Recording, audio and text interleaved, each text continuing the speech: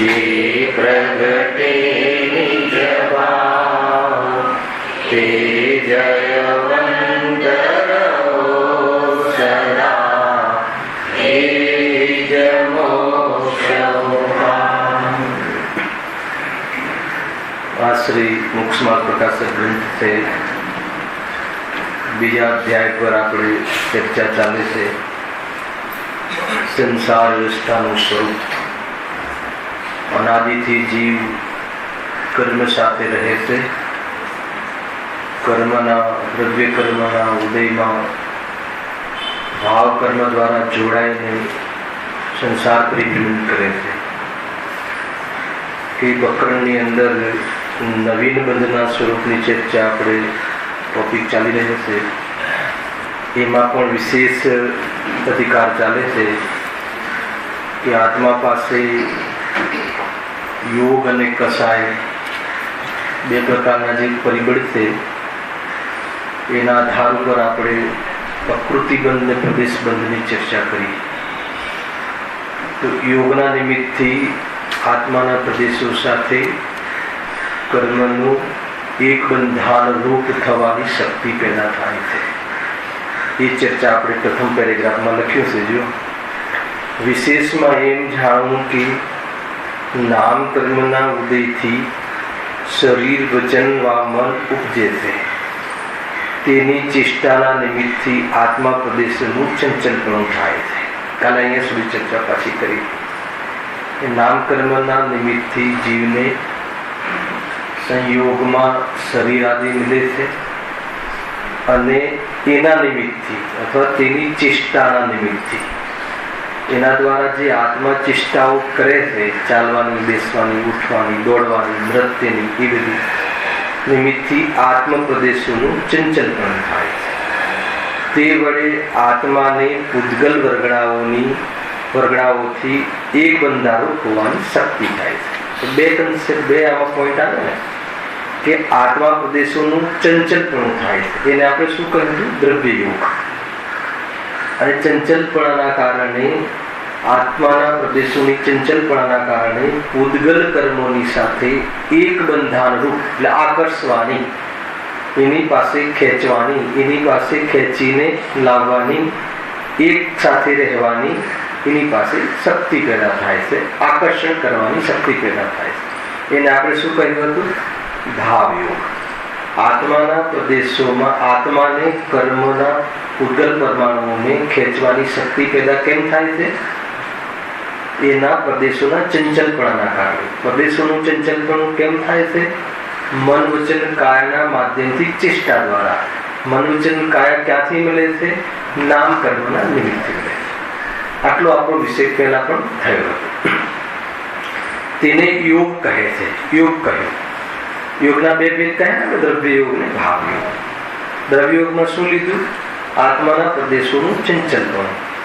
અને ભાવ યોગમાં શું લીધું? કર્મને આકર્ષણ કરવાની શક્તિ પેદા થાય છે. બે પ્રકારનું અહીંયા વિઝન છે. તેના નિમિત્તથી, કોના નિમિત્તથી? યોગના નિમિત્તથી સમયે સમયે કર્મરૂપ હોવા યોગ્ય અનંત પરમાણુઓનું ગ્રહણ થાય છે. ક્યાં ગ્રહણ થાય છે? આત્માના પ્રદેશોમાં અનંત પૂતગલ પરમાણુ, કર્મ પરમાણુઓનું આવું થાય છે. ત્યાં અલ્પ યોગ હોય તો થોડા પરમાણુઓનું, તથા ઘણો યોગ હોય તો ઘણા પરમાણુઓનું ગ્રહણ થાય છે. ત્યાંના અલ્પ યોગ કોને કહેવાય? જેની ચેષ્ટા મંદ હોય, મન વચન કાયાના માધ્યમથી પ્રવૃત્તિ મંદ હોય, એને અલ્પ યોગ કહેવાય. અને મન વચન કાયની ચેષ્ટા વિશેષ હોય, કોઈને વધારે ચેષ્ટાઓ જોવા મળે તો અલ્પ યોગ હોય ત્યાં ઓછા પરમાણુનું આવું થાય છે. અને ઘણો યોગ હોય ત્યાં ઘણા પૂતગલ પરમાણુનું, કર્મ પૂતગલ પરમાણુનું આવું થાય છે. યોગ હોય તો ઘણા પરમાણુનું ગ્રહણ થાય છે. એક સમયમાં ગ્રહણ થયેલા પૂતગલ પરમાણુઓ, હવે એક સમય એટલે એ સમયે એક જ સમયે જે પૂતગલ પરમાણુ ગ્રહણ થયા એ પરમાણુઓનું જ્ઞાનાવરણાદિ મૂળ પ્રકૃતિ. મૂળ પ્રકૃતિ કેટલી? 8. કર્મની 8 મૂળ પ્રકૃતિ છે. જ્ઞાનાવરણી, દર્શનાવરણી આદિ 8. અને એની ભેદ પ્રકૃતિ કેટલી? 148. મૂળ પ્રકૃતિમાં તેની ઉત્તર પ્રકૃતિ એટલે એના ભેદ આ પ્રકૃતિના ભેદ છે ને એ 148 થાય ટોટલ. એ ઉત્તર પ્રકૃતિ. ઉત્તર આ પ્રકૃતિ શું છે? કર્મના સ્વભાવના આધારે એના વિભાગ કરવામાં આવ્યા છે. કર્મનો પણ એક સ્વભાવ છે. કર્મનો પ્રકૃતિ એટલે સ્વાદ, ટેસ્ટ, નેચર. પ્રકૃતિ એટલે નેચર. તો નેચર એટલે એનો દરેક કર્મનો એક સ્વભાવ છે. જ્ઞાનાવરણીયનો શું સ્વભાવ છે? જ્ઞાનમાં આવરણ કરવાનો. દર્શનાવરણીનો શું છે? સામાન્ય અવલોકનમાં આવરણ કરવાનો. મોહનીય કર્મનો શું છે? ખોટી શ્રદ્ધા કરવામાં નિમિત્ત બનવાનો અને અસ્થિરતામાં નિમિત્ત બનવાનો. એ રીતે છે બધા જ કર્મોનો પોતપોતાનો એક નેચર છે. સામાન્ય નૈમિતિકપણા થવામાં આટલો ખ્યાલ આવે. એને પ્રકૃતિ કહે. એના આધાર ઉપર નામ આપવામાં આવે છે. જ્ઞાનાવરણીય, દર્શનાવરણીય, મોહની. એ રીતે અંતરાયાદી એમ. એક સમયમાં ગ્રહણ થયેલા ઉદ્ગલ પરમાણુઓ જ્ઞાનાવરણાદી મૂળ પ્રકૃતિ વા તેની ઉત્તર પ્રકૃતિઓમાં સિદ્ધાંતમાં કહ્યા પ્રમાણે સ્વયં વહેંચાઈ જાય છે. ખ્યાલ આવે? સ્વયં વહેંચાઈ જાય છે. 8 પ્રકારની પ્રકૃતિઓમાં સ્વયં વહેંચાઈ જાય છે. શબ્દ લખ્યો છે અહીંયા. તો આને કયો બંધ કહેવાય? બહુ વખત ભણ્યા છીએ. જો હું તમને ફરીથી યાદ કરાવું. આત્માના પ્રદેશોનું ચંચલપણું થયું. એનાથી આકર્ષણ કરવાની શક્તિ પેદા થઈ. કોને આકર્ષવાની? ઉદ્ગલ કર્મ, ઉદ્ગલ પરમાણુ. તેમાં અલ્પ યોગ હોય તો થોડા પરમાણુ આવે, ઘણો યોગ હોય તો ઘણા પરમાણુ, કર્મ પરમાણુ આવે. અને આવ્યા પછી એક સમયમાં જેટલા પરમાણુ આવ્યા એ પરમાણુઓ જ્ઞાનાવરણાદી મૂળ 8 પ્રકૃતિ અને 148 ઉત્તર પ્રકૃતિ સિદ્ધાંતમાં કહ્યા પ્રમાણે સ્વયં વહેંચાઈ જાય છે. એટલે અહીંયા કાર્ય કેટલા થયા? 2. શું કાર્ય થયા? આવ્યા અને વહેંચાયા. પકડમાં આવે? કર્મ ઉદ્ગલ પરમાણુઓ આત્માના સંપર્કમાં, સંબંધમાં આવ્યા.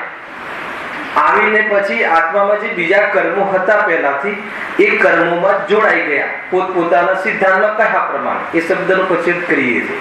એ પ્રમાણે તે પ્રકૃતિઓમાં વહેંચાઈ ગયા. 8 પ્રકારની પ્રકૃતિમાં વહેંચાઈ ગયા. તો 2 કાર્ય થયા. આવ્યા અને પ્રકૃતિમાં વહેંચાઈ ગયા. ઉદ્ગલ પરમાણુ આવ્યા. હવે પૂતગલને શું કહેવાય છે? પૂતગલ પરમાણુને પ્રદેશ પણ કહેવાય છે. એટલે પૂતગલ પરમાણુનું આવવું એને શું કહેવાય? પ્રદેશ બંધ. અને પ્રકૃતિમાં વહેંચાઈ ગયા એને પ્રકૃતિ બંધ. સ્થિતિ બંધ નહીં, પ્રકૃતિ બંધ. સ્થિતિ તો બધી સમય એ અલગ આવશે, કસાય નહીં. પ્રકૃતિમાં વહેંચાઈ ગયા ને. આમાં કોણ નિમિત્ત બન્યું? જીવના યોગ ગુણનું અશુદ્ધ પડવન. બહુ સરળ ને સ્પષ્ટ છે. આવું થયું. આપણે એમ લાગે છે કે કસાય કરીએ એટલે કર્મ આવે, એમ નથી. કસાય કરતા તો એ કસાયથી તો કર્મમાં સ્થિતિ અને અનુભાગ પડે છે. અને યોગથી કર્મનું આશ્રવપણું થાય છે. યોગ દ્વાર કહે છે. યોગ દ્વાર દ્વારા કર્મ પરમાણુનું આવવું થાય છે. અને આવવામાં ચંચલપણું નિમિત્ત બને છે. અને એ ચંચલપણું અને એ તેના જ કારણે પ્રકૃતિઓમાં વહેંચાઈ જાય છે. હવે આવું એક સમયમાં થાય છે, અર્થાત તો દરેક સમયે થાય છે. આયુ કર્મનો બંધ પડી ગયો હોય કોઈ જીવને તો પછી આયુ કર્મમાં પરમાણુ ઉમેરાતા નથી. બાકીના જે 7 કર્મ હોય છે એમાં વહેંચાઈ જાય છે. ખ્યાલ? આમાં શું કેવું થાય છે? આની અંદર આમાં 2 વસ્તુ સમજો. 2 વસ્તુ થઈ.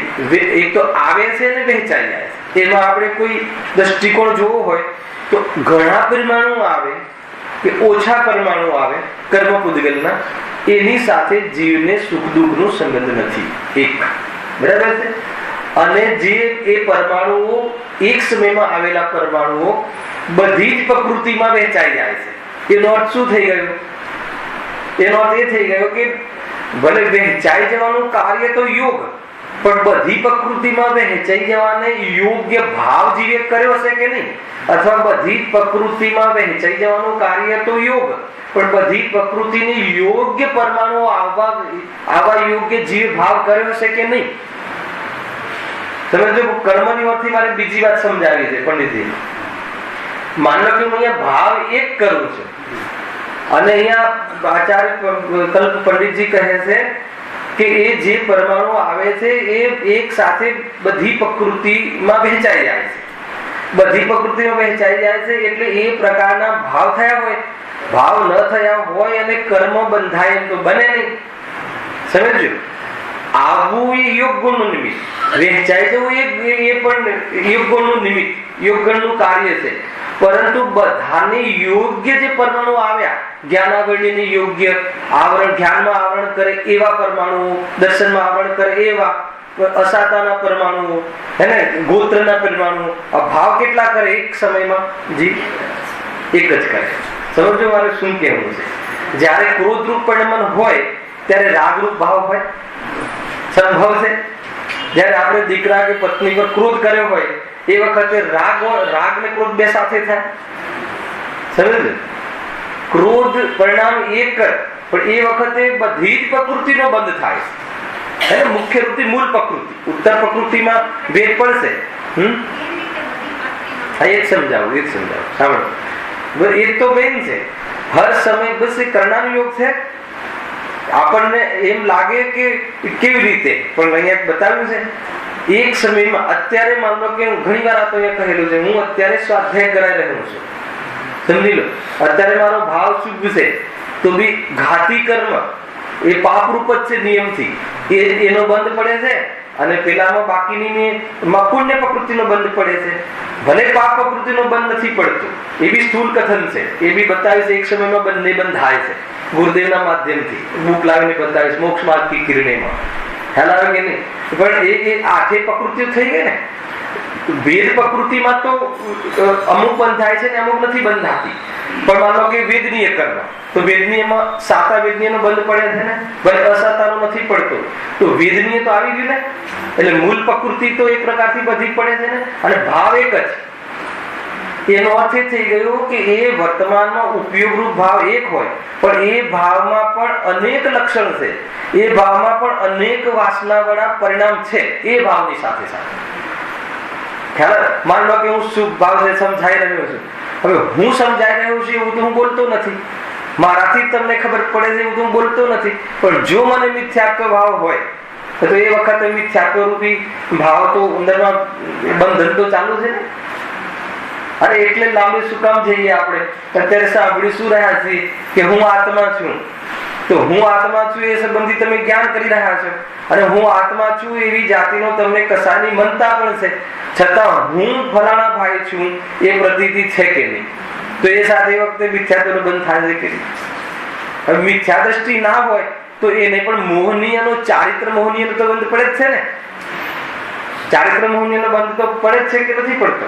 આપણે તો શું કીધું, મૂળ પ્રકૃતિમાં ભલે એનો કોઈ ભેદ પ્રકૃતિ બધી ના પડતી હોય, પણ મૂળ પ્રકૃતિમાં તો મોહનીય તો આવી ગયો. મોહનીયના પછી બે ભેદ, ચારિત્ર મોહનીય અને દર્શન મોહનીય. ભલે કે દર્શન મોહનીયનો બંધ નથી પડતો, પણ ચારિત્ર મોહનીયનો રાગ તો આવે જ છે સમજાવવાનો, તો એ પ્રમાણે એટલો બંધ પડે. ગજબ છે. એક સમયમાં બધી પ્રકૃતિ બંધાય છે. ભાવ એક એવી વિશેષતા છે કેમ કે જીવની પાસે બધા જ ભાવો એક સાથે કરવાનું સામર્થ્ય નથી. ઉપયોગરૂપ તો એક જ ભાવમાં કરે છે, પણ વાસના તો પૂરી પડી છે. એટલે વાસના કે બધા જ ભાવ અંદર હોય, જો ન હોય તો એ બંધ ના પડે. બીજા બધા જ કર્મો બંધાય છે એનો અર્થ શું? ખ્યાલ આવે? હું મારા સ્વરૂપનું લક્ષ્ય નથી કરી રહ્યો તો જ્ઞાનાવરણી કર્મનો બંધ બી પડી રહ્યો. અર્થાત એ સિવાય અનેક પ્રકારનો પ્રમાદ, ભૂલો બધી થતી જશે.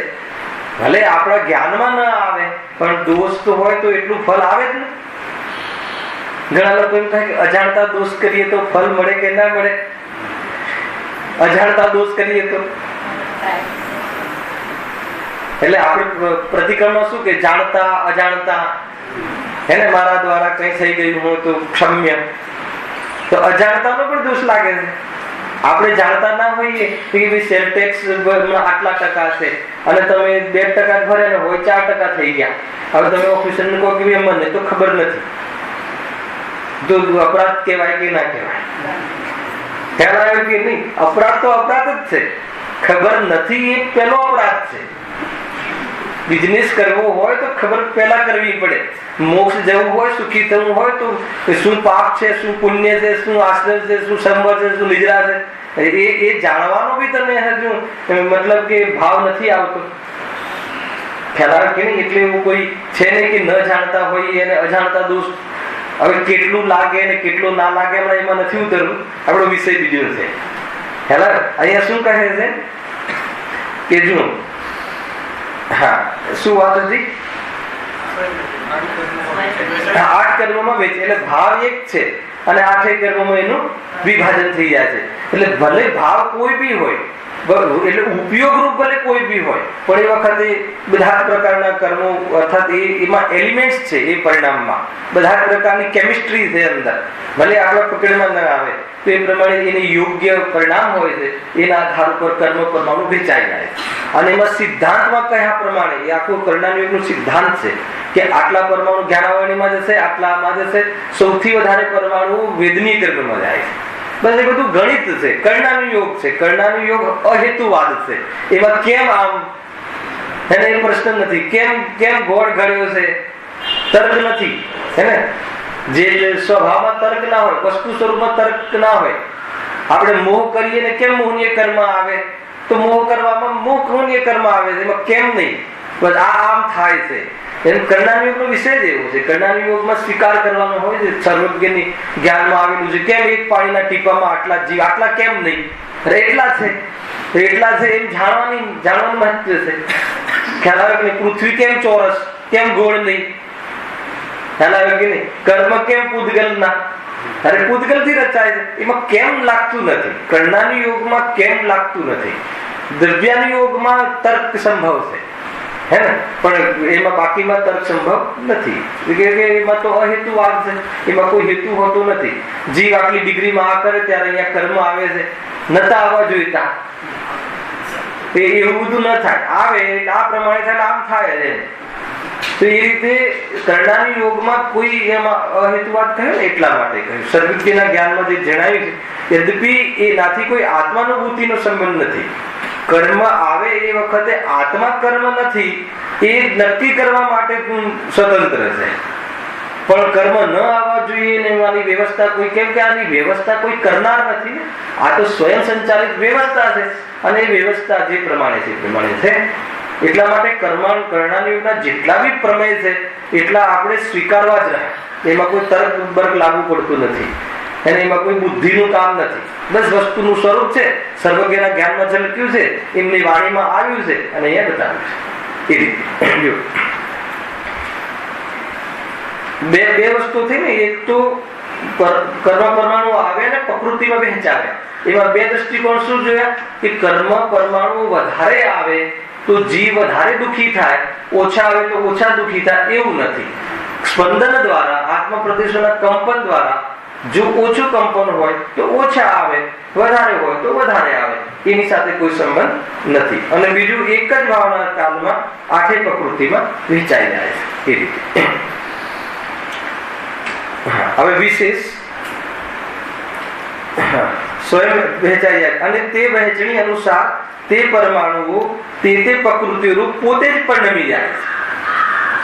આના માટે બી આગળ પ્રશ્ન છે, કેવી રીતે બનતું હશે? એ તો જળ છે, એનામાં તો જ્ઞાન નથી. એ પરમાણુને કઈ રીતે ખબર પડતી હશે કે હું આ ભાઈ પુણ્ય ભાવ કર્યો છે ને એની પુણ્ય પ્રકૃતિમાં જઈને જ મળું?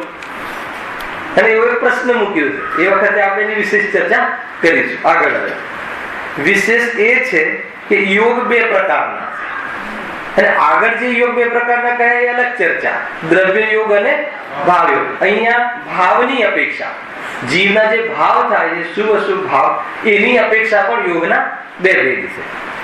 વિશેષ એ છે કે યોગ 2 પ્રકારના છે, શુભ યોગ અને અશુભ યોગ. ખ્યાલ? યોગ તો આત્માના પ્રદેશોનું કંપન છે, પણ જીવનો કયો ભાવ એ વખતે છે એના આધાર પર એ યોગનું નામ પડી ગયું કે આને શુભ યોગ છે, આને અશુભ યોગ છે, એમ અહીંયા કહે છે. ત્યાં ધર્મના અંગોમાં મન વચન કાયાની પ્રવૃત્તિ થતા તો શુભ યોગ હોય છે. ખ્યાલ? શુભ યોગમાં શું કહેવું થાય છે? માની લો કે કોઈ બી મન વચન કાયાની કોઈ બી ચેષ્ટા, વચનની ચેષ્ટા લઈ લો. માની લો કે આપણે અરિહંત ભગવાનનું નામ લઈ રહ્યા છે, અરિહંત પરમાત્મા, નમો અરહંતાણમ અહીંયા કહ્યું, તો એ કયા સારી ચેષ્ટા થઈ? વચનની ચેષ્ટા. તો એ વચનની ચેષ્ટા દ્વારા આત્માના પ્રદેશોમાં કંપન પેદા થયું અને પરમાણુનું આવું થયું. એ બધું યોગનું કામ. પણ એ પરમાણુ આવું થયું, યોગને શું નામ આપવું? તો ભાવ સાથે કનેક્ટેડ છે, પરિણામ સાથે. એ તમારા પરિણામ શુભ છે. નમો અરહંતાણમ ભગવાનનું નામ યાદ કર્યું, ધાર્મિક ક્રિયા, તો એમાં શુભ યોગ થાય છે. પણ એ જ શબ્દ હવે તમે ઘરમાં બોલો છો. ઘરમાં એટલે આપણા દીકરાનું નામ અરિહંત રાખ્યું, સમજો. હવે ત્યાં તમે કહો છો કે શું કે અરિહંત જમી લે, અરિહંત વેપાર કર, અરિહંત પેમેન્ટ લઈ આવ. હવે એમાં પણ અરિહંત શબ્દ તો એ જ ઉચ્ચાર, એ જ વ્યંજન, એ જ અક્ષર, એમાં જે ચેષ્ટા થઈ તો એ જે પરમાણુ આવે એ શું છે? શામાં જશે? અશુભ યોગ. ખ્યાલ પ્રવૃત્તિ એકની એક જ, પણ ભાવની સાથે. એટલા માટે ઘણી વાર કહું કે આપણે જે દુકાનોના નામ બધું આપીએ છીએ ને મહાવીર ટ્રેડર્સ ને, તો પછી બહુ દોષ આવે છે. તો એ મહાવીર શબ્દ આપણા માટે તો બહુ ઉત્કૃષ્ટ છે, અને એ પછી તમારા બિલ ને બધે ક્યાંય જાય તો કચરા પેટીમાં બધા ફાડી ફાડીને નાખતા હશે ને છેલ્લે, તો ઘણો બધો દોષ લાગે છે. ખરેખર તો જે બિઝનેસ હોય એના અનુરૂપ નામ રાખવું જોઈએ. જે બી તમારો જે બિઝનેસ હોય, વેપારનો, ટ્રેડિંગ કે કહાન ટ્રેડિંગ, અરે ગુરુદેવનું મહાન નામ છે. હવે એમના નામે પછી શું કરવાનું? કહાન ટ્રેડિંગમાં 100% ટેક્સ ચૂકવીને 100% ઈમાનદારીથી કાર્ય કરવું જોઈએ એને અનુકૂળ, તો બી કહાન નામ ત્યાં સાર્થક નથી થતું. કેમ કે એમને તો વેપાર જીવ કરી શકતો જ નથી. જો માત્ર કોઈ કન્સેપ્ટ વગર જેને કહાન નામ રાખ્યું છે અલગ છે, પણ આપણે કહાન ગુરુદેવના શિષ્ય છીએ અને કહાન નામ રાખ્યું છે, બહુ દોષ લાગે. ખ્યાલ આવે કે નહીં? કોઈ છે કન્સેપ્ટ તો એ નિમિત્તમાં કરીએ શું છીએ આપણે? એવો કયો ધંધો છે કે 100% પ્યોર કરતો હોય, કે 100% ટેક્સ ચૂકવતો હોય, એમાં ધીરી સાજુક ચોરી કુશિક પરિગ્રહ ના હોય, પાપ વગરનો ધંધો, ધંધાનું નામ જ પાપ. ધંધો બિના વગર પાપે થઈ શકતો જ નથી. ચાહે સમ્ય દ્રષ્ટિ કરે, સમ્ય દ્રષ્ટિને મશીનરી નાખી હોય એ તો મતલબ કે પૂરું, મતલબ કોઈ પણ જીવની હાનિ થયા વગર ત્યાં પ્રોટેક્શન થતું હોય. પાપ વગર સંભવ છે. મરવું પૂર્વના પુણ્યના આધીન છે, અને ધંધો કરવો એ વર્તમાન પાપ પરિણામ છે. અને એમાં કોઈ ધાર્મિક નામ ખ્યાલ આવે કે નહીં એ ઠીક નથી લાગતું.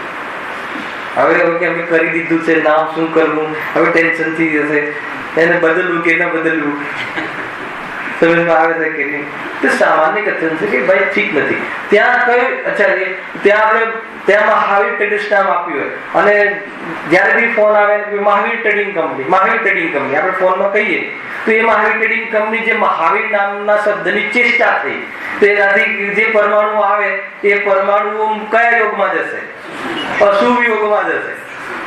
અને અહીંયા વિવાન મહાવીરની જય હો, અહીંયા જે બોલીએ મહાવીર શબ્દ સમજો આવે છે કે નહીં? ક્રિયા એની એ, પણ પરિણામ બદલાઈ ગયું, વાત ખતમ.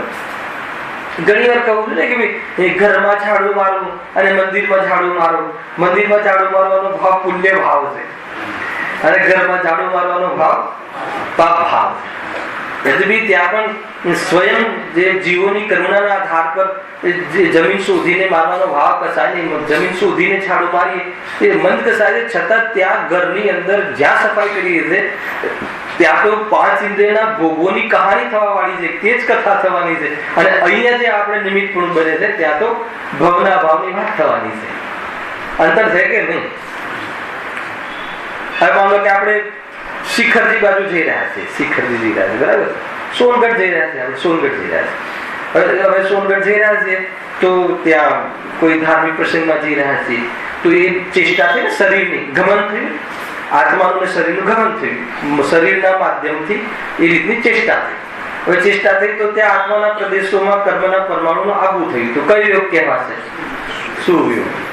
અને માન લો કે આપણે ત્યાં દીકરા દીકરીના લગ્ન માટે ગયા, એ જ ટ્રેનમાં સોનગઢ જ ગયા, તો કયો યોગ કહેવાશે? અશુભ યોગ. હવે એ માટે ગયા કે શિબિર બી થઈ જશે અને છોકરો પણ જોવાઈ જશે. આવી પણ એક સ્થિતિ બને કે ના બને? તો મિશ્ર યોગ થઈ જશે. આવું પણ બને, આવું બહુ બનતું હોય છે, હે ને? બે કામ થઈ જાય ને એક જ સમયમાં. આપણે તો શિબિર બી ઉજવાઈ જશે અને છોકરાઓનું મળવાનું ને બધું એ બી ફિક્સ થઈ જશે. તો કે બે કામ એક જ સમયમાં થાય. તો એક છે સાંસારિક પ્રયોજન અને એક છે ધાર્મિક પ્રવૃત્તિ, ધર્મની ધાર્મિક ક્રિયા. એ લખ્યું છે જો. શુભ યોગ ને અશુભ યોગ. ત્યાં ધર્મના અંગોમાં મન વચન કાયની પ્રવૃત્તિ. ધર્મના અંગ એટલે શું? દયા, દાન, વ્રત આદિ બધા ધર્મના બાહ્ય અંગ છે. ધાર્મિક અહીંયા વિતરાગ ધર્મની વાત નથી. વિતરાગ ધર્મમાં તો કર્મનું આવું જ નથી થતું. ખ્યાલ? તો એના નિમિત્તમાં જે એ સમજવા માટે એને જાણવા માટે જે ક્રિયાઓ થતી હોય છે અને એવા દેવશાસ્ત્ર ગુરુ પ્રત્યે આપણને રાગ ભાવ આવતો હોય છે. અને અહીંયા પર્યુષણમાં જે નાચ થાય ભગવાનની સામે, જે આપણે નૃત્ય કરવાનો અથવા પેલા શું કહેવાય ચામર આપણે ઢોળવાનો જે ભાવ આવે છે, એ વખતે ચેષ્ટા થઈ કે ના થઈ, હે ને, કાયાની ચેષ્ટા થઈ, એ વખતે શુભ યોગ થાય. અને કોઈના લગ્નમાં નાચીએ તો અશુભ યોગ થાય. કેમ કે એ પરમાણુ બધા એ પ્રકૃતિમાં જવાના એમ. ત્યાં ધર્મના અંગોમાં મન વચન કાયની પ્રવૃત્તિ થતા તો શુભ યોગ હોય, તથા અધર્મના અંગોમાં તેની પ્રવૃત્તિ થતા અશુભ યોગ હોય છે. બહુ સિમ્પલ છે. આમાં કઈ અશુભ યોગમાં તો કઈ કહેવાની જરૂર નથી ને. એ અશુભ જેટલા બી અશુભ, પણ યદ્યપિ પરમાણુનું આવવું એ યોગનું કાર્ય છે. ડિસ્ટ્રીબ્યુશન કરવું એ યોગનું કાર્ય છે. પણ આઠે કર્મમાં ડિસ્ટ્રીબ્યુશન થવા યોગ્ય ભાવ એ જીવનો ભાવ છે. એ નિમિત્ત પણ લાગે છે. અને એમાં જીવનો જો શુભ ભાવ હોય તો એને શુભ યોગ કહેવાય. ગજબ છે. પરિણામ શુભ હોય પણ અભિપ્રાય ખોટો હોય, એ બી એક મિશ્ર યોગ છે કે નહીં? પરિણામ શુભ હોય પણ દ્રષ્ટિ ખોટી હોય. ઘણા કેસમાં બને છે એવું. ખ્યાલ આવે કે નહીં? મતલબ પરિણામ શુભ હોય, મિથ્યાત્વ ચાલુ હોય અને પરિણામ શુભ હોય. જબરજસ્ત કસાયની મનતા ચાલતી હોય અને મેં બચાવ્યા એ પણ ચાલતું હોય સાથે. હા, જીવ મેં બચાવ્યો કહે સમીસારમાં કોણ કોને બચાવે.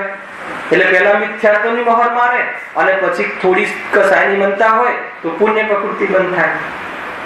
ખ્યાલ? સાતાવેદની એટલે મિથ્યાત્વનો બંધ તો કરતો જ જાય છે જોડે જોડે. તો અનંત સંસારનું કારણ છે તો જોડે છે જ. અને અનંત સંસારમાં હત પુણ્ય બંધાય, થોડા રોટલા આદિ મળી જાય, 5 ઇન્દ્રિયના અનુકૂળ વસ્તુ મળી જાય, એવું સામાન્ય પુણ્ય પણ બંધાય છે નિરતિશય. સમજ આવે કે નહીં? એ અહીંયા કહે છે. હા, હવે શુભ યોગ હો વા અશુભ યોગ હો, સમજો. પરંતુ સમ્યક્ત્વ પામ્યા વિના ઘાત્યા કર્મોની તો સર્વ પ્રકૃતિઓ નિરંતર બંધ થયા જ કરે છે. સમ્યક્ત્વ પામ્યા વિના કેમ લીધું? અને સમ્યક્ત્વ પામીએ તો ઘાત્યા કર્મનું બંધ નથી થતું. એમાં દર્શન મોહનીયનું બંધ નથી થતું. સમ્યક્ત્વ પામ્યા પછી બી બંધ થાય છે, પણ એ દર્શન મોહનીયનો બંધ નથી પડતો. બાકી તો જ્ઞાનાવલ્યનો બંધ બી પડે છે. ખ્યાલ આવે છે કે નહીં? 10મા ગુણસ્થાન સુધી આ ક્રિયા ચાલુ રહે છે. થોડો વિચાર તો કરો. 10મા ગુણસ્થાનમાં ચારિત્ર મોહનીય કર્મનું બંધ નથી પડતું સૂક્ષ્મ લોભ હોવાથી, પણ સૂક્ષ્મ લોભ હાજર હોવાથી બીજા કર્મો તો બંધાય જ છે. કે જેનું હવે ક્ષણભરમાં બધા કર્મનો નાશ થવા જેટલી સ્થિતિ પડે, અંતર્મૃત સ્થિતિ તો પડે જ છે ને. અંતર્મૃત નથી તો હવે ક્ષપક્ષની ચડતા હોય જે મુનિરાત, હવે તો 10મા પછી નિયમથી પાછા ના પડે. જે ક્ષપક્ષની ચડે જે મુનિરાત એ નિયમથી પછી વિતરાગી થઈને જ રહે. એ અંતર્મૃત કાળમાં, વધારે કાળ નહીં, 1-2 દિવસ નહીં, 1-2 કલાક નહીં, 48 મિનિટ મુહૂર્ત નહીં, યથાયોગ્ય અંતર્મુહૂર્ત ક્ષણોમાં. પણ જેટલો સમય વેદ ત્યાં બંધ પડે એટલો પડે. અને જેવું સ્વરૂપમાં ડૂબ્યા એ બધું ઘાતી કર્મ નો નાશ થાય. કયું ઘાતી કર્મ? મોહની કર્મ. હવે શું થયું? જ્ઞાનાવન્ય, દર્શનાવન્ય અને અંતરા અને બાકીના 4 ઘાતી. ત્યાં ઉદય તો છે પણ બંધ નથી. કયા ગુણસ્થાનોમાં? 11મું, 12મું, 13મું છે કે નહીં? તો ત્યાં 14મું ઉદય તો છે. એટલે હવે 13મું હોય તો અઘાતીનો ઉદય છે, અને 11મું, 12મું હોય તો મૂળની સિવાયના ઘાતી અઘાતી બધાનો ઉદય છે. 12મા ગુણસ્થાનમાં જ્ઞાનાવન્ય કર્મનો ઉદય તો છે પણ બંધ નથી. કેમ કે બંધ યોગ્ય નિમિત્ત પણ નથી ને બંધ યોગ્ય ભાવ પણ નથી. મોહનીય કર્મની હાજરી પણ નથી અને સત્તામાં પણ નથી. 12મા ગુણસ્થાને તો 11મા ગુણસ્થાનમાં તો સત્તામાં તો છે, એટલે નિયમથી નીચા પડે છે ઉદય આવીને. અને 12મા ગુણ સ્થાને તો વાકપતિ મોહનીય કર્મનો નાશ થઈ ગયો. એટલે જ્ઞાનાવરણીય કર્મનો ઉદય તો છે પણ બંધ નથી. એટલે બંધને યોગ્ય ભાવ કોણ છે? મોહ રાગ દ્વેષ. એ સિવાય બંધ થતું નથી. બંધ કહો, દુઃખ કહો, 12મા ગુણ સ્થાનમાં પૂર્ણ સુખ થઈ ગયું. ત્યાં તો દુઃખ છે જ નહીં, છતાં અલ્પતા છે, કેવલ જ્ઞાન નથી. એટલે જ્ઞાનાવરણીય કર્મનો ઉદય પણ છે, જ્ઞાન પૂર્ણ થયું નથી એમ કહેજો. હવે શુભ યોગ હોય અશુભ યોગ હોય, પરંતુ સમ્યક્ત્વ પામ્યા વિના ઘાતિયા કર્મોની તો સર્વ પ્રકૃતિઓ નિરંતર બંધાયા કરે છે. નિરંતર. આગળ બહુ જગ્યા હોય છે. હું કોઈને પ્રશ્ન નથી પૂછતો, મારી આદત જ નથી પ્રશ્ન પૂછવાની. હે ને? લગ્નમાં વિડીયો ઉતારવા માટે આપણે કેવા પહેલા આગળ જતા રહીએ છીએ. અને અહીંયા સર્વજ્ઞના જ્ઞાનમાં આવીએ કે ના આવીએ, આગળ બહુ ખાલી જગ્યા હોય, પુષ્કળ ખાલી જગ્યા હોય. પરંતુ સમ્યક્ત્વ પામ્યા વિના ઘાતિયા કર્મોની તો સર્વ પ્રકૃતિઓ નિરંતર બંધાયા જ કરે છે. ખ્યાલ આવે છે? એટલે ઘાતિયા ભલે તમે ગમે તેવું અત્યારે બધી જ પ્રકૃતિ બંધાઈ રહી છે ઘાતિયા કર્મોની. ખ્યાલ મિથ્યાત્વ બંધાય, મિથ્યાત્વનો બંધ થઈ રહ્યો છે. મોહની કર્મનો, જ્ઞાનાવરણીય કર્મનો બંધ થઈ રહ્યો છે. બંધ થઈ રહ્યું છે બધાને શું બતાવવું છે કે એના યોગ્ય જીવ પરિણામ પણ કરી રહ્યો છે. પરિણામ વગર તો બંધ થાય જ નહીં. ખ્યાલ કે નહીં? નરેન્દ્રમાં સૈનિક રાજાને અત્યારે તીર્થંકર પ્રકૃતિનો બંધ થઈ રહ્યો છે, કાલે બતાવ્યું હતું. બંધ થઈ રહ્યો છે કે નહીં? હવે ત્યાં ભાવ કયા છે વર્તમાનમાં? સૈનિક રાજા છે, ભાવિ તીર્થંકર છે, પેલા તીર્થંકર છે, એટલે આમ શાંત હશે ને ચૂપ બેઠા હશે ને ત્યાં સભા, એવું કશું ના હોય. એ પણ મારફોડ કરે ને એમની પણ મારફોડ થાય છે. ગજબ છે. ત્યાં નરકની પર્યાયગત યોગ્યતા છે. ત્યાં સમ્યક દ્રષ્ટિ હોય, ક્ષાયિક સંકેતિ હોય કે નેક્સ્ટ ભાવમાં ભલે તીર્થંકર થવા વાળા હોય તો પણ, કારણ કે ત્યાં જે જીવ છે એના યોગ્ય જ કાર્ય કરશે. પર્યાયગત યોગ્યતા છે. અને તીર્થંકર પ્રકૃતિનો બંધ થાય, સમજમાં આવે છે? તીર્થંકર પ્રકૃતિનો જે બી કર્મનો બંધ થતો હોય એને યોગ્ય ભાવ આવે કે ના આવે? તીર્થંકર પ્રકૃતિ બંધવાને યોગ્ય કયો ભાવ છે? કઈ પૂજા કરો છો તમે? સોના કાળમાં કયું કાળ ત્યાં દેખાય આપણને નરકમાં? ખ્યાલ આવે કે નહીં? સોના કાળ ભાવના આજે એક જગ્યાએ વિધાન ચાલતું દર્શન કરવા કે ત્યાં સોલરકાળ વિધાન તો ત્યાં સોલરકાળ વિધાન શું છે? તીર્થંકર પ્રકૃતિના બંધમાં કઈ ભાવનાઓ નિમિત્ત બને છે? 16 ભાવનાઓ કહીએ તો હવે એ પરિણામ તો ત્યાં ઉપયોગ રૂપથી એક પણ દેખાતા નથી, પરંતુ એવી જાતિના ભાવ ત્યાં વાસનામાં રહે છે. એનાથી ધ્રુવ બનશે, નિરંતર તીર્થંકર પ્રવૃત્તિ બંધાય છે. હું એ કેટલી વાર કહું છું કે અત્યારે આપણને 5 પાપનો બંધ થાય છે કે નથી થતો? કોઈ માને આ વસ્તુ? માને? મંદિરમાં બેઠા છીએ, ગુરુદેવના પ્રવચનની સભામાં બેઠા છીએ. એને આના પહેલા ગુરુદેવનું પ્રવચન હતું ને, એ વખતે કોઈ પાપનો બંધ થતો તો આપણને? 5 પાપ, 5 હિંસા, જૂઠ, ચોરી, કુશી, પરિગ્રહ. બહુ ખતરનાક વાતો છે આ બધી. હે लब्ध और उपयोग, वो तो उपयोग के भेद है, ये तो परिणाम की कथा है. लब्ध और जो उपयोग है वो उपयोग का ज्ञान का स्वरूप है, वो अलग चीज है. ये परिणाम की चर्चा है. लब्ध यानी ज्ञान की क्षमता जानने की, वर्तमान में प्रकट, और उसके भीतर उपयोग का व्यापार, वो उपयोग का सेक्शन है, वो बात नहीं है. परिणाम की बात है ये. अरे परिणाम तो मानो कि संपूर्ण 5 पापનો ભાવ કોને થઈ ગયો? જયેશભાઈ ક્વેશ્ચનમાં કહ્યું હતું, સંપૂર્ણ 5 પાપનો ભાવ કોને થઈ ગયો? 5 પાપ હોય જ નહીં એવો કોણ પર્સનાલિટી છે? એવા કોણ વ્યક્તિ છે? મુનિરાજ. મુનિરાજને પાપ ભાવ હોય જ નહીં, સત્તામાં ના હોય એમ કહ્યું. શુભ અને શુદ્ધ બે જ ભાવ હોય. ખ્યાલ આવે? શુભ અને શુદ્ધ. શુદ્ધ એટલે શુદ્ધ ઉપયોગ, વિતરાગતા અંતર્મુહૂર્તના સ્વરૂપમાં જાય અને બહાર આવે તો શુભ ભાવ છે, બીજો કોઈ ભાવ હોય મુનિરાજ. ખ્યાલ આવે? અને ચતુર્ગુણ સ્થાનવર્તી જે જીવ હોય એને કયા ભાવ હોય? ચતુર્ગુણ સ્થાનવર્તી જીવ હોય, અવૃત્તિ સમ્યક દ્રષ્ટિ, એને કયા ભાવ હોઈ શકે? શુદ્ધ તો હોય, કેમ કે સમ્યક દ્રષ્ટિ છે, જેટલી પરિણતિ બની ગઈ છે એટલી પરિણતિ રૂપ, બરાબર છે. પછી શુભ બી હોય, અશુભ હોય, અને જીવને કબૂલ નથી કરતો, ભોગ બી હોય, બધું જ પરિણામ હોય છે. દ્રષ્ટિ સમ્યક છે, પરિણામ છે. શ્રદ્ધા પરિણમી ગઈ છે, પણ હજુ પરિણામ છે. ખ્યાલ આવ્યો? અચ્છા, હવે પાંચમા ગુણસ્થાનમાં થોડો એક જીવ વધે, એને શું હોય છે? પાપનો એક દેશ ત્યાગ હોય છે. પાપમાં સુખ બુદ્ધિ મટી ગઈ હોય છે. ફરીથી ચોથા ગુણસ્થાનમાં પાપમાં સુખ બુદ્ધિ મટી ગઈ હોય છે, પણ પાપ પૂરેપૂરા હોય છે. એનો અર્થ એમ નથી કે પાપ મન મૂકીને કરે. ખ્યાલ આવે? અરે એક પણ પાપ ના દેખાય. ગુરુદેવના જીવનમાં કયા પાપ? વેપાર નહીં, કઈ નહીં, તો બી ત્યાં એ પ્રકારની વાસના પાપનો કસાયનો સ્વીકાર કર્યો છે. કરનાર યોગ છે. આપણા મગજમાં બેસે, અરે એનાથી ઉપર જાઓ તમે, પંચમ ગુણ સ્થાન વ્યક્તિ જીવ લઈ લો, ક્ષુલક એટલે કારિકા માતા લઈ લો. એ જે મતલબ કે હારિકા માતા ખ્યાલ આવે છે કે નહીં? ક્ષુલક ઇલક, એક લંગોટી વાળા જે આપણા જે ક્ષુલક ઇલક આદિ હોય છે, એક વસ્ત્ર હોય છે ને, તો એ ઊંચી એ શાવક કહેવાય છે. એ નમો વિષ્ણુ શ્રવણમાં નથી આવતા. તમે સમજો. હવે એ ઉત્કૃષ્ટ શાવક છે. હવે એમને એક દેશ પાપનો ત્યાગ છે. પાપમાં સુખ બુદ્ધિ તો ગઈ જ છે ને, તો એ સમ્યક દ્રષ્ટિ ના હોય તો શાવક જ ના ગણાય. તો પાપમાં સુખ બુદ્ધિ તો છે નહીં, પાપ પુણ્યની રુચિ નથી, એક પણ પાપ ભાવ એક દેશ ત્યાગ છે, સંપૂર્ણ ત્યાગ નથી. ખ્યાલ આવ્યો? સ્થૂળ પાપનો ત્યાગ છે, સૂક્ષ્મ પાપનો ત્યાગ નથી. હવે એ તો બતાવો કે હારિકા માતાને કયા પાપ દેખાય છે પરિણામમાં, ઉપયોગમાં? પણ એ કોટીની કસાય છે, મંદ છે, હાલ દેખાય એવું કામ નથી કરી રહી. એટલે અર્થબંધ છે, પણ છે. કર્ણાયુગ કહે છે કે છે. અગર જો એ ના હોય તો મુનિ થઈ જાય. ખ્યાલ આવે કે નહીં?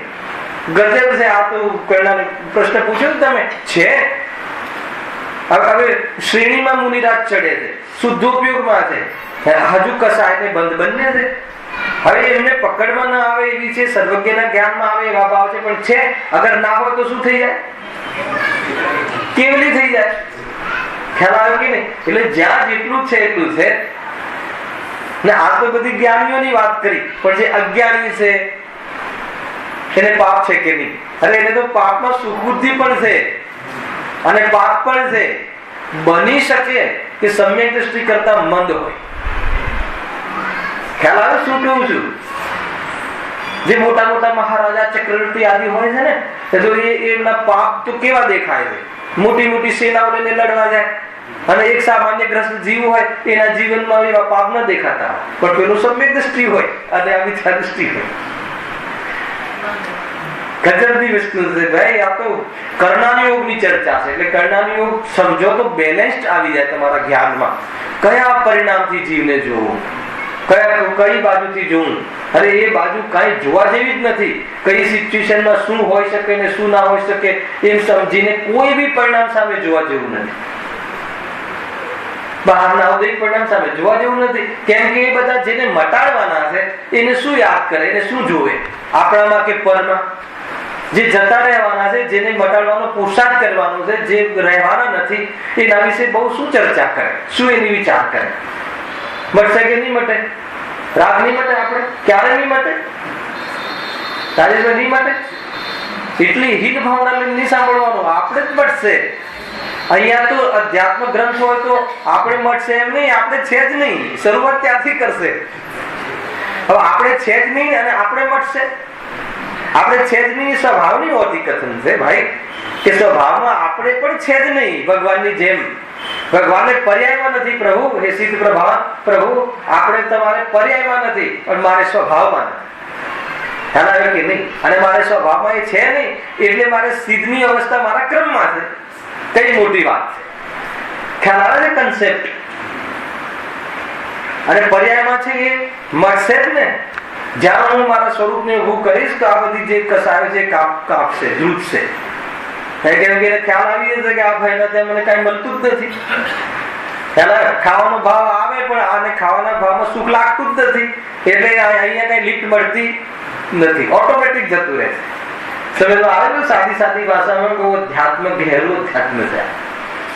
સમજમાં આવે એવું છે ભાઈ. જીવ છે ને, મંગલ છે હિતેશભાઈ, બહુ ગમે હિતેશભાઈ. આ જીવ મંગલ છે, મંગલ છે જીવ, પવિત્ર છે જીવ. કયો? એકેમ જેટલે બધા એમાંથી આવે છે ને પવિત્રતા, નહીં તો ક્યાંથી આવે? એટલા માટે જંગલ છે. એ દ્રષ્ટિ થઈ જાય તો કયો જીવ આપણને હલકો લાગે, કયો જીવ અલગ લાગે? સમતા ભાવ જાગૃતિ પણ નથી. સમતા ભાવ જાગે તો માથેથી ભાર હટી જાય, કેવો શાંત નિરાકુલ થઈને રહે. અને આ જ ઉપાય છે ભાઈ, મજા આવી જાય, મસ્તીમાં રહે. સમતા ભાવ શું છે વસ્તુમાં? એ પણ જીવ છે, હું પણ જીવ છું. ચૈતન્યની શક્તિ ધારે છે. એક સમયમાં કરવટ બદલશે તો સિદ્ધ અવસ્થા લઈને જમશે. વાત ખતમ. એનાથી વધારે પર્યાયનું બી જ્ઞાન કરવું હોય તો એટલું જ કરવાનું. બાકી શું? બાકી તો બધા પંચભૂતગલ પરાવર્તનમાં આપણે કયા બાકી રાખ્યા છે? અત્યારે કરી રાખ્યો છે કઈ ચીજ બાકી રાખી છે? મિથ્યાત્વની સાથે જ્યાં જવાય એ બધા જ ક્ષેત્ર મિથ્યાત્વની સાથે થઈ શકે. એ બધા જ ભાવ અને મિથ્યાત્વ સહિત જેવા કદરૂપ ને જેવા રૂપ મળે બધા જ જીવે ગ્રહણ કર્યા છે. એક વાર નહીં, અનંતવાર. બતાવો હવે એમાં કઈ વસ્તુ કે જે આપણી શોભા નથી એની ચર્ચા કરીએ કે એને જોઈએ? રાગ્ય છે ભાઈ, જીવનમાં આ રીતે રહેવું જોઈએ. આનંદદાયક વાત છે આપણા માટે, તો આનંદદાયક વાત છે. એમ જો શું કહે છે કે ઘાતિયા કર્મોની તો સર્વ પ્રકૃતિઓ નિરંતર બંધાયા જ કરે છે, સમ્યક્ત્વ પામ્યા વિના. જેને સમ્યક્ત્વ નથી એને, અને સમ્યક દ્રષ્ટિ હોય એને પણ ઘાતિયા કર્મોમાંથી કઈ નથી બંધાતી. હવે દર્શન મોહનીય, મોહનીયમાં ચારિત્ર મોહનીય તો બંધાય છે. ચારિત્ર મોહનીયમાં તો શુભ અશુભ બંને ભાવ છે ને.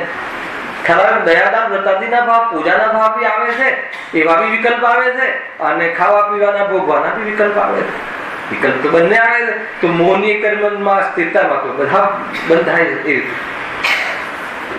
કોઈ પણ સમય કોઈ પણ પ્રકૃતિનો બંધ થયા વિના રહેતો જ નથી. આવ્યું કે ના આવ્યું? કોઈ પણ સમય કોઈ પણ પ્રકૃતિનો બંધ થયા વિના રહેતો જ નથી. શું વાત કરો? ભાવ તો અમે એક જ કરીએ, એક સમયમાં એક જ ભાવ હોય. ખ્યાલ આવે કે નહીં? અત્યારે આપણે શાસ્ત્ર સાંભળવાનો શુભ રાગ છે, તો અમારે બધી પ્રકૃતિઓ બધી જ બંધાય. લખ્યું છે કર્ણાયુગમાં છે ને, તો એનાથી શું નક્કી કરવું કે એ ભાવમાં તારતમ્યતા રૂપ બધા જ પ્રકારની પરિબળો ત્યાં મોજૂદ છે. મોજૂદ છે ત્યાં. ભલે કોઈ ઉગ્ર એક પરિણામ થયું, ઉગ્ર કોઈ એક કસાય થઈ કે જે આપણા પકડમાં આવે છે, જે આપણને ખબર પડે છે, પણ જે આપણા પકડમાં ના આવે એવી જાતિના પણ ત્યાં પરિબળ મોજૂદ છે. એ પરિબળ ના હોય અને બંધ થાય એમ બને નહીં. ગજબ છે એ રીતે. હા, કોઈ પણ સમય કોઈ પણ પ્રકૃતિનો બંધ થયા વિના રહેતો જ નથી. તમને એમ લાગતું હશે કે કાલે કેટલો સુંદર બોલ ગયો કે આત્માની કેવલ જ્ઞાનની પર્યાયને પણ સ્પર્શ કરતી નથી, એને એટલું સ્વતંત્ર છે. તો આ પણ બધું સ્વતંત્ર છે, પણ એ જ પ્રવૃત્તિસારમાં આજે ગાંઠ આવી કે ના આવી? કઈ આવી? હવે ખ્યાલ આવે ને કે અરૂપી આત્મા રૂપી કર્મનો બંધ કરે છે. કરે છે કે નથી કરતું? એ બંધ, એક બંધાન રૂપ થવાની, એક અવગાહ રહેવાની એની પર્યાયગત યોગ્યતા છે. ક્યારે? કે જ્યારે મોહ રાગ દ્વેષ કરે ત્યારે. એક બાજુ તો કેટલી ઊંચી વાત થઈ ગઈ કે શરીરને અડતો નથી, રાગને અડતો નથી, અને એની એક સમયની પર્યાયને પણ અડતો નથી. સામાન્યમાં વિશેષ નહીં ને વિશેષમાં સામાન્ય નહીં, અને સામાન્ય વિશેષ આત્મક વસ્તુ કાયમ પોતપોતાના હરેક અંશમાં સ્વતંત્ર રહીને પોતાનું અસ્તિત્વ ટકાવી રાખે છે વિશ્વમાં. ગજબ છે. એક બાજુ તો આવી પ્રરૂપણા અને એક બાજુ આવી. તો આ પણ એટલું જ સત્ય છે. ખ્યાલ આવે કે નહીં? એ સત્ય આ વખતે પણ છે. કર્મમાં હોય એ વખતે પણ એટલું સ્વતંત્ર છે.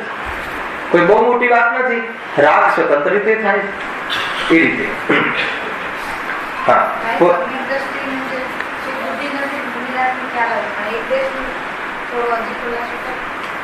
હા, જો ચાર ચોકડી હોય, એક તો મિથ્યાત્વ, એ તો શ્રદ્ધાની ભૂલ છે, અને જે કસાય છે એમાં ચાર પડાવ હોય છે. ચાર અને ચાર પ્રકારની કસાય શક્તિના લેવલ છે. સમજો, અનંતાનુબંધી, અપ્રત્યાખ્યાન, પ્રત્યાખ્યાન અને સંજનન. આ વાસના રૂપ હોય છે. આ તીવ્રતા મનતાની અપેક્ષા ભેદ નથી. પેલા સમજજો. આ બહુ મોટો વિષય છે, છતાં હું શોર્ટકટમાં સમજાવી દઉં. અહીંયાથી લઈશ તો તમને સમજાશે. આ 4 પ્રકારની જે ચારિત્ર્ય મોહનીય કર્મનો ભેદ છે તે અનંતાનુબંધી, પછીના એના 16 ભેદ થઈ ગયા છે. અનંતાનુબંધી ક્રોધ, અનંતાનુબંધી માન, અનંતાનુબંધી માયા, અનંતાનુબંધી લોભ, પછી રીતે અપ્રત્યાખ્યાન આદિ 4 16 થઈ ગઈ ને એ પ્રકારની. આ 4 શું છે? કસાય શક્તિના લેવલ છે. એ વાસનારૂપ હોય છે. એ કોઈ એની પ્રગટતા પાપ પુણ્યના ભાવોના માધ્યમથી થાય છે. ડાયરેક્ટ કોઈ પ્રગટતા નથી. આત્મા અહીંયા કોઈ જીવ હોય, આત્માની અરુચિ વાળો હોય. અહીંયા અનંતાનુબંધી ક્રોધ એટલે શું? આત્માની રુચિ જ નહીં. એ અનંત ક્રોધ છે આત્મા, મિથ્યાત્વ સહિત. કેમ કે આત્મા સંબંધી ભ્રાંતિ છે. મિથ્યાત્વ સહિત અનંતાનુબંધી હોય છે. મિથ્યાત્વ જાય તો અનંતાનુબંધી જાય છે. અનંત સંસારનું કારણ બને એવો ક્રોધ. હવે ક્રોધ તો દેખાતો જ નથી, આંખ લાલ થતી નથી, શરીરમાં ધ્રુજારી નથી, પણ આત્મા ગમતો નથી.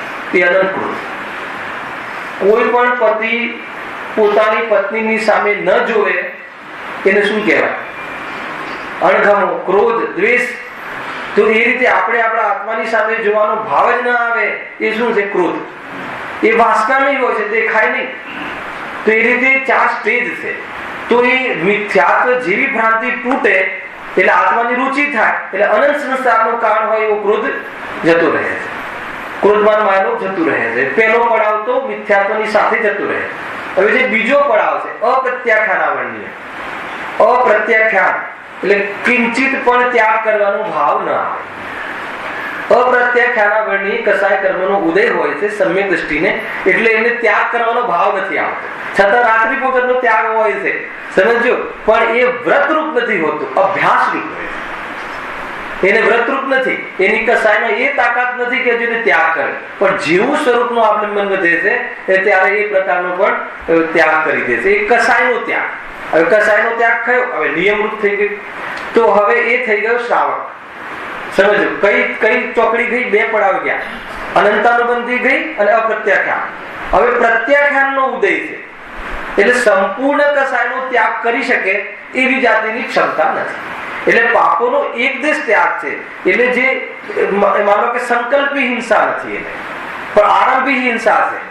માનો કોઈ માતા બેન સમ્યક દ્રષ્ટિ છે અને શ્રાવક પણ છે, પણ ઘરમાં ઝાડુ લગાવતા જે હિંસા થાય, જેને કહેવાય કે જે સંભવ નથી ઘરમાં રહીને બચી શકાય એનાથી, એવી જાતિની પ્રવૃત્તિ એના જીવનમાં જોવા મળે છે. પણ એવી જાતિના સંકલ્પો ન કરે, 2-4 ફેક્ટરીઓ નાખીને મતલબ એ રીતે એ પ્રમાણેના હવે એના પરિણામ ના હોય, લિમિટ થઈ ગયા. એને એક દિશ ત્યાગ હોય. સ્થૂલ પાપ હોય છે, સ્થૂલ પાપનો ત્યાગ હોય. સીધી ચોરી ના કરે, ચોરીઓ ના કરે, પણ એનો દીકરો ચોરી કરીને આવ્યો હોય તો છોડાવવાનો ભાવ આવે તો અનુમોદના તો થઈ ગઈ. ખ્યાલ આવે કે નહીં? તો કે કેમ કર્યું? એને હજુ એના દીકરા પ્રત્યે એટલો રાગ છે, ચોરી કરવા લાયક નથી. એ તો સંવેદનશીલ હતું, ત્યારથી એને ખ્યાલ હતો. ચોરી કરવાનો ભાવ આત્મામાં થતા પાપ ભાવ છે, એ પણ એને ખબર છે. સ્વયં તો એવા પરિણામ પણ નથી કરતો, પણ છતાં દીકરાનો એવો રાગ હોય અને દીકરો કદાચિત એવું પરિણામ કરી આવે તો કદાચિત એને છોડાવવાનો ભાવ આવી શકે છે. એ રીતે એક દેશ ભાવનો ત્યાગ છે. હજી એટલો રાગ નથી થયો, પણ જે દિવસે મુનિરાજ થઈ ગયા હોય હવે સંપૂર્ણ. હવે કોઈ કહે કે હે મુનિરાજ, તમે જે ઘરમાં સંસારમાં હતા એ ઘરમાં આવો પ્રોબ્લેમ આવ્યો છે, તમારી સભામાં તો મોટા મોટા અરબોપતિ આવે છે, ન્યાયાધીશો આવે છે, થોડુંક જરા કહી દો ને પ્રવચનમાં. તો એ બધું ના બને. ત્યાં સમજમાં આવે છે કે નહીં? તો એ કસાયના ત્યાગની વાત છે. એ લેવલની કસાય નીકળી ગઈ છે. હવે આ શું સ્ટેજ છે? એકદમ કસાય તૂટીને જ જતી, નીકળીને જ જતી, લેવલ થી જાય છે. એ લેવલ નીકળી ગયું પછી 3 કાળમાં એ પરિણામ આવે. માનો કે જે અણુવ્રત છે તો અણુવ્રત થઈ ગયા પછી 3 કાળમાં પછી એ નિયમને ન તોડે. નિયમ તોડે તો એ સ્ટેજ ન રહે. ખ્યાલ? સમ્યક દ્રષ્ટિ સંભવ છે કે એ અવૃત્તિ સમ્યક દ્રષ્ટિ કે એ દવાખાનામાં રાત્રિમાં ઇન્જેક્શન દ્વારા પણ દવા લઈ લે. સમજ્યું? સમ્યક દ્રષ્ટિ કે હજુ એને વ્રતરૂપ એને ત્યાગ નથી, એક કસાયનો ત્યાગ નથી. પણ એનો અર્થ આ વસ્તુ કહેવામાં બહુ ડર લાગે ને ઘણી વાર કે જયારે સમ્યક દ્રષ્ટિને છૂટ નથી, હજુ એની કસાય એટલી ગઈ નથી તો કદાચિત એ પરિણામ એને જોઈ શકાય છે. એનો અર્થ એમ નહીં કે બધું ચાલે તો ઉપાધિ પણ આવી ગઈ. એ તો મિથ્યા દ્રષ્ટિ થઈ ગયું. એવી જાતિની કમજોરી છે હજુ. પણ જો ત્યાં શ્રાવક હોય તો એને રાત્રિ ભોજન ત્યાગ સાતમી પ્રતિમાનું પડાવીને પાર કરી દીધો, એટલી કસાય નીકળી ગઈ હોય તો એનો દેહ છૂટતો હોય તો બી પાણીનું ટીપું મોઢામાં ના આવે, એવું મનાવે ને એવું પરિણામ જ ના આવે. એવી જાતિની કસાય નથી. ખ્યાલ આવે કે નહીં? જેમ કે શ્રાવક, હવે શ્રાવક અને મુનિનો ભેદ કરો. એ શ્રાવકને કોઈ મારવા દોડે, સમજ્યું? કોઈ મતલબ કે કોઈ ગુંડો મારવા દોડે તો ભાગે. કેમ કે હજુ એની એટલા ભલે સમ્યક દ્રષ્ટિમાં નિર્ભય થઈ આવ્યો છે, સંસાર માર્ગ એને વિતરાગ માર્ગ મળી ગયો છે, એ રીતે નિર્ભય છે, પરંતુ હજુ એને કસાય છે તો એને ભય રહે છે. પણ મુનિરાજ ના દોડે, મુનિરાજ હટે નહીં. ઉપરથી એવો ઉપસર્ગ આવ્યો હોય તો નિયમથી ત્યાં ન જાય, હટે જ નહીં ક્યાંય. એ નિયમથી વિહાર ના કરે. કોઈ એને મારવા આવ્યું હોય તો એ વિહાર ના કરે, ત્યાં જ ઉભા રહી જાય. ક્યારે કસાયમાં અંતર આવે, કસાયમાં કઈ પ્રકારના અંતર પડતા હોય છે, એ રીતે છે. તો દરેકને અલગ અલગ પ્રકારની એમાં સ્ટેજ વાઇઝ છે. 11 પ્રતિમા જે શ્રાવકમાં જે પંચમ ગુણસ્થાન કહ્યું ને, એક દિવસ ત્યાગ વાળામાં, એમાં પાછા 11 સ્ટેજ છે. બીજી કસાયનો પડાવ જતો રહે, બીજી લેવલનો, એના પછી 11 પ્રકારના ભેદ પડે છે. એક એકનું શું સુંદર વર્ણન છે. એના જીવનમાં એવી કસાય નથી ગઈ મુનિ જેવી, પણ અભ્યાસરૂપ જીવન હોય છે, નિયમરૂપ હોય છે, અણુવ્રત ગ્રહણ કર્યા હોય છે. તો એ રીતે અણુવ્રત કહેવાય છે અને મુનિરાજને મહાવ્રત કહેવાય છે. અણુવ્રતનું નામ જ કે અણુ એટલે એક દેશ, સંપૂર્ણ ત્યાગ નહીં. એક દેશ પૂરેપૂરું ત્યાગ થઈ, કેમ કે ઘરમાં રહે છે, વેપાર આદિ પણ કરે છે, લગ્નનો ભાવ પણ આવે છે. ખ્યાલ આવે છે કે નહીં? ઘરમાં રહે છે, ગ્રહસ્થ દશા છે, ગજબની વસ્તુ છે. હજુ એને પછી નથી દિગ્વ્રત દિશાવ્રત બધા આવે છે ને, જેમ જેમ કસાયની મર્યાદા થાય, વેપાર કરે, પણ હવે શું થાય કે આ દિશાઓમાં નહીં કરો, અમેરિકા સાથે નહીં કરો, આ દેશ સાથે આટલામાં જ કરીશ. એ બહુ એને એક એક કસાયની મર્યાદા થતી જાય છે. પછી એક એક દિવસના નિયમ કરે, એક દિવસનું એનું જીવન હોય કે આજે હું આ રૂમથી બહાર નહીં જઉં. હવે રૂમથી બહાર નહીં જવું, પછી રૂમમાં કરશે શું એ બાજુ જોડે સાંભળી લેજો. જે ઊંઘી જવાની વાત નથી. પછી ત્યાં વિશેષ આરાધના કરશે. કસાયથી જેટલું પરિણામ બચ્યું, ઉપયોગમાં સ્પેસ થયો, ઉપયોગમાં જો આપણે બેઠા બેઠા કઈ તુક્કા દોડાવીએ, એક ઓફિસ અમેરિકા, એક બ્રાઝિલમાં, એક જાપાનમાં, હવે ઉપયોગને સ્પેસ તો જોઈએ. હવે એની મર્યાદા લાવે, એના આત્મબળ દ્વારા મર્યાદા આવી કે નથી કરવું, તો હવે એનાથી શું લાભ થયો? પ્રભુમાં એટલો ઉપયોગમાં ગેપ મળી. કેમ કે આપણો ઉપયોગ કેટલો છે તો કેવલ જ્ઞાન સ્વભાવી, સ્વરૂપમાં ડૂબી જાય તો ઉપયોગમાં રમી જાય તો કેવલ જ્ઞાન લઈ લે. તથાપિ છદ્મસનો વર્તમાન ઉપયોગ કેટલો? તમારી આપણી તો એક ક્ષમતા જ હોય છે. એ ક્ષમતામાં માનો કે તમે જેટલું યાદ રાખી લીધું અને એ તમારી જો પેલું હોય ને કોમ્પ્યુટરમાં, એ ફોલ્ડર ભરાઈ ગયું તો બધી એક્સેપ્ટ ના કરે. એટલે આપણે દુકાનના બધા એમાં બધું યાદ કરવામાં ઉપયોગ લગાવી દીધો. હવે ઉપયોગની બી એક મર્યાદા હોય છે, પછી પતી ગઈ. ખ્યાલ આવે ને? આ બધું જ છે. આ બધી વસ્તુઓ સમજવા જેવી છે. એટલે એને એક દેશ ત્યાગ એને કહેવાય છે. તો એ પ્રમાણેનું એમને એવી જાતિના કસાયમાં ફેર છે કહેવાનું. જે અજ્ઞાનીને આત્મ ધ્યાન થાય છે, અજ્ઞાની જે પાપ થાય છે સુખ બુદ્ધિ પૂર્વક ના હોય. મંદતા તીવ્રતાનો ત્યાં ભેદ નથી. નીચેના ગુણસ્થાનોમાં ચતુર્થ પંચમ ગુણસ્થાનમાં અંતર પડે છે. ચતુર્થ ગુણસ્થાન વાળા જીવનો અને અજ્ઞાની લઈ લો, પહેલા ગુણસ્થાન વાળાનો પરિણામ મંદ હોય, ચોથા ગુણસ્થાનનો ઉગ્ર હોય, તો બી એ વધારે એ તો નિર્જરા કરે છે. હવે ચોથા ગુણસ્થાનમાં લઈ લો, ચોથા ગુણસ્થાન વાળો જે ક્યારેક શુદ્ધ ઉપયોગ કરી આવે ને, એ શુદ્ધ ઉપયોગમાં આવી ગયો, અને પાંચમા ગુણસ્થાન વાળો દુકાન પર જઈ રહ્યો છે. તો બંનેમાં કોણ વધારે પવિત્ર? પાંચમા ગુણસ્થાન. કે બે ચોકડી પડાવ કાઢી નાખ્યા છે એને. એટલે એ જોવા જેવું છે. સમજમાં આવે છે કે નહીં? હે કસાયનો ડિફરન્સ, શબ્દનો નહીં. કસાય તૂટી ગઈ છે ને. આ વેપારનો ભાવ આને આવ્યો છે, પણ એ લેવલનો નથી આવ્યો. પેલાને તો પૂરો મતલબ અમર્યાદિત રાગ છે. એને તો સમ્યક દ્રષ્ટિને તો 6 ખંડ સુધી જીતવાનો રાગ આવી શકે છે. એટલો રાગ હજીની વાસનામાં પડ્યો છે. આને એટલો રાગ નથી.